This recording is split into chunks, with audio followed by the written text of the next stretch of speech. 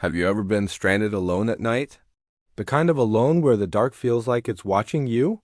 That's exactly where our first story begins, with a man named Ethan and a discovery that should have been impossible. It was almost midnight when Ethan's car sputtered to a stop on Highway 17, the loneliest stretch of road in the entire county.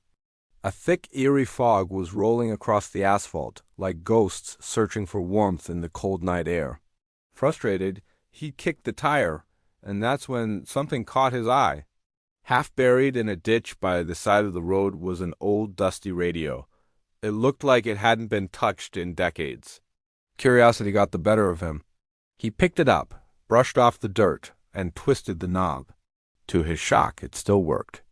A crackle of static filled the air, and then a man's voice whispered through the speaker, a voice that sent a shiver down his spine. "Ethan Miller ... stranded again, aren't you?" He froze, his hand trembling on the dial, the radio. It was speaking his name. How? His mind raced, trying to find a logical explanation. It had to be a prank, right? A joke? But then he heard another sound on the broadcast. The distinct rumble of a car engine. And at the same exact moment, he heard that same sound coming from behind him on the highway. He whipped his head around. In the distance, a pair of headlights cut through the dense fog. The radio crackled again, the voice urgent this time. "Don't move. He's not stopping for you." Just as the voice finished, the car sped past him, its tires hissing on the wet pavement, disappearing into the mist without even slowing down.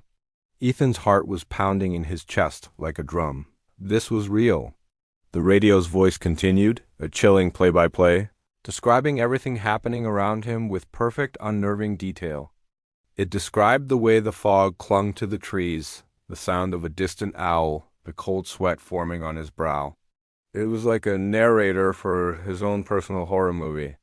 Then the voice said something new, something that made the blood in his veins turn to ice. At 12:17, you'll hear your own scream. He laughed, a short, nervous bark of a laugh. It was a defense mechanism, a desperate attempt to pretend this wasn't happening. He pulled out his phone, his fingers shaking as he checked the time. 12:14 a.m., 3 minutes. He stood there, glued to the spot, his eyes darting into the darkness. The world was silent, except for the faint static from the radio he was now clutching like a lifeline. He waited, every second stretching into an eternity. 12:15.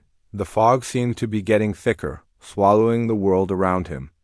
12:16. Still nothing. Maybe it was a bluff? Maybe the voice was just trying to scare him. Then he heard it. A soft sound, footsteps, crunching on the gravel behind him. He spun around, his breath catching in his throat. The fog was so thick he could barely see. But there was a figure standing there, just at the edge of his vision. A silhouette slowly taking shape. And as the shape became clearer, he realized it was wearing the same jacket as him, had the same build, the same face. It was him, an exact copy. The radio hissed violently, the static screeching as the voice repeated its final horrifying words. At 12:17. You'll hear your own scream. And he did. Our next story is for anyone who has ever had that unsettling feeling in a cheap motel room, that sense that you're not quite alone. Meet Marcus, a man who learned that some doors are better left unopened. Marcus traveled a lot for work, and to save a few bucks, he always chose the cheapest motels he could find. That night, weary from a long drive, he pulled into the lot of the Maple Star Inn. It was one of those places that looked like it hadn't been updated since the 70s. The woman at the front counter had a nervous smile that didn't quite reach her eyes. "Every room's empty tonight," she said, her voice a little shaky. "Except 404. Don't go near it. Someone?" Well, someone still lives there. Marcus just laughed it off. A ghost story to scare the tourists, he thought. He took the key to room 403 and headed upstairs. Everything was perfectly normal at first. He threw his bag on the bed, flipped on the TV, and tried to unwind. But just as the clock struck midnight, he heard it. Knock, knock, a soft, hesitant sound.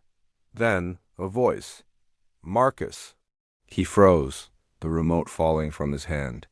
The voice was coming from the wall behind his bed, the wall that separated his room from 404. He muted the TV, listening intently in the sudden silence.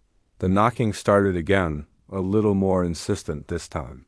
He leaned closer to the wall and whispered, his voice barely audible, "Who's there?" A soft, trembling voice answered back, "I'm trapped. Please, help me." His first instinct was to call the front desk, but when he tried, the line was dead. No answer. His rational mind was screaming at him to stay put, to lock the door and wait until morning. But the voice sounded so desperate, so real. Against his better judgment, he stepped out into the dimly lit hallway. He looked towards the end of the hall.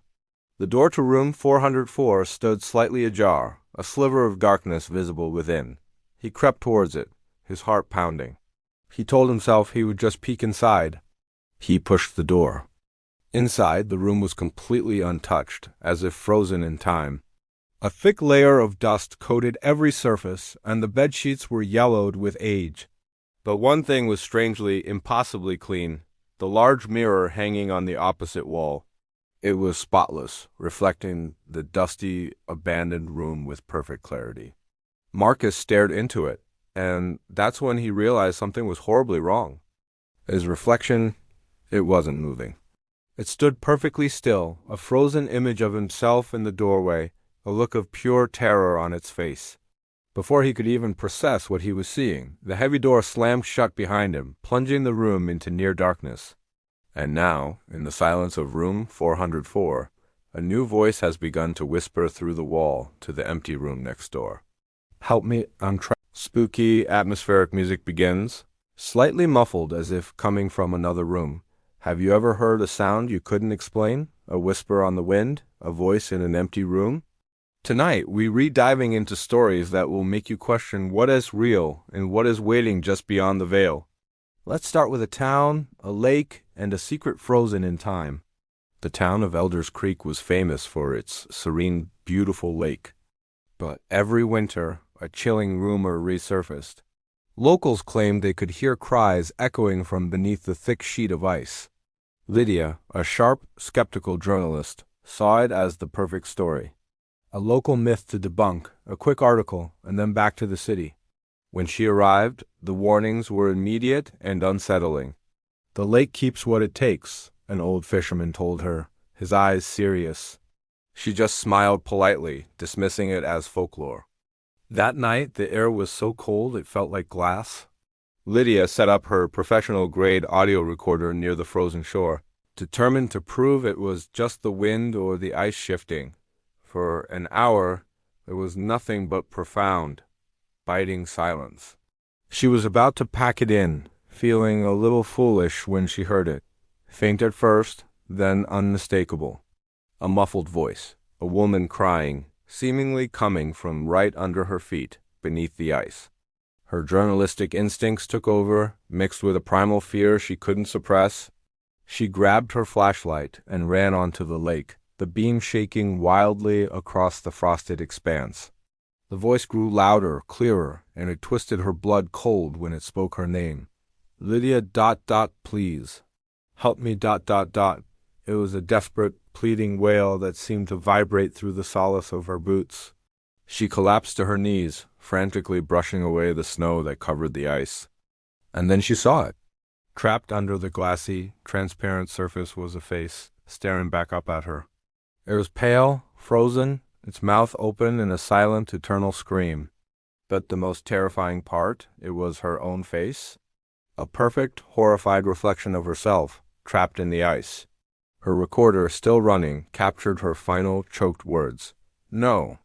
That's not me ... Double quotes by morning, the lake was perfectly smooth again, the ice sealed over any trace of what had happened." Lydia was gone. The next winter, hikers near Elders Creek reported something new. They said that when the wind was just right, you could hear not one, but two voices crying for help from beneath the lake. Slight pause, sound of rain and distant thunder. From the icy depths of a haunted lake, we now move to a lonely road on a stormy night. This next story might make you think twice before picking up a stranger. Tom was a night shift cab driver, used to the city's strange characters and late-hour fares. But this was different. He was driving down a foggy rural road, miles from anywhere, when his headlights caught her. A woman standing by the side of the road, completely drenched by the downpour. She was silent, her face pale and expressionless. "Where to?" Tom asked, trying to sound cheerful despite the eerie quiet. "Home," she whispered, her voice barely audible over the drumming rain. "Maple Drive ... 127. The address seemed normal enough. As he pulled away, Tom tried to make small talk, asking about the storm, anything to fill the heavy silence. But she said nothing, just stared out the window into the darkness. Then, things got weird. His GPS, usually reliable, started rerouting him. Again and again, it sent him down unfamiliar turns, leading him deeper into the dark, tangled woods. A cold knot of anxiety tightened in his stomach. This wasn't right. He turned around to ask her if she was sure about the address, if maybe she'd made a mistake. Her seat was empty. The leather was cold and dry, as if no one had ever been there. Panic seized him. He slammed on the brakes, the cab skidding on the wet asphalt. As the car lurched to a stop, the back door creaked open all by itself. A chilling breeze swept through the cab, raising the hairs on his arms. He squeezed his eyes shut for a second, then dared to look in the rearview mirror. She was there again. A faint, sad smile played on her lips. "You missed my stop," she said, her voice now clear and cold. "I died there." Tom's eyes darted down to the cab's meter. The fare was gone. Instead, the screen flickered, displaying a date, October 9th, 1983, the exact date he later learned a young woman had been killed in a hit-and-run on that very road. When the police found Tom's cab abandoned the next morning, the engine was still running, the headlights cutting through the morning mist. The back door was still ajar. And on the passenger seat, where the silent woman had sat, was a single wet bouquet of white lily. Tom was never seen again. A moment of silence, then a low, humming electronic sound. Our final story takes us from the open road to a closed room, a place of science, psychology, and a test that went horribly wrong. At a small university, a psychology professor named Harlow was conducting a fascinating, if unsettling, experiment. He called it the mirror test. The premise was simple. Volunteers were asked to sit in a pitch-black room and stare into a large mirror for 10 minutes straight. The goal was to study sensory deprivation and mild hallucinations. Most participants reported seeing distorted faces or shadowy figures, tricks of the mind. But one volunteer, a student named Anna, never came out of the lab. When the 10 minutes were up and she didn't emerge, security was called. They found the lab empty. The door was unlocked from the inside, so they just assumed she'd gotten spooked and left early. But Professor Harlow noticed something they missed. The mirror had a fine hairline crack running across it, and it seemed to originate from the inside. A sense of unease prompted Harlow to check the security footage from the camera inside the lab. At first, the video showed exactly what he expected. Anna sat in the chair, staring blankly into the darkness at her own unseen reflection. A few minutes in, something changed. A slow smile spread across her face. It grew wider, ... and wider ... unnaturally wide.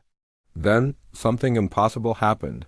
Her reflection in the mirror blinked, but it was a fraction of a second too late. It was out of sync. Harlow leaned closer to the screen, his heart pounding.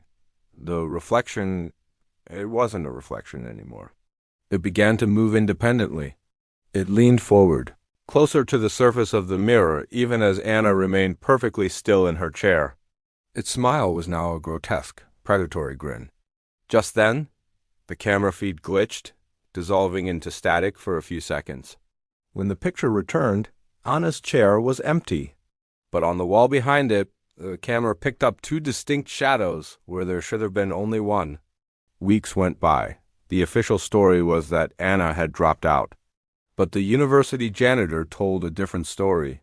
He swore that sometimes when he'd be cleaning the building late at night, he'd glance into the empty, locked psychology lab, and just for a second he'd see her reflection sitting in the chair, staring out from the mirror, even though the room itself was completely empty. Sometimes the things that stare back at us aren't our own reflections. Thank you for joining me in the shadows tonight.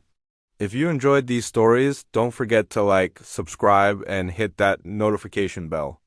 Until next time, stay safe and be careful what you look for in the dark.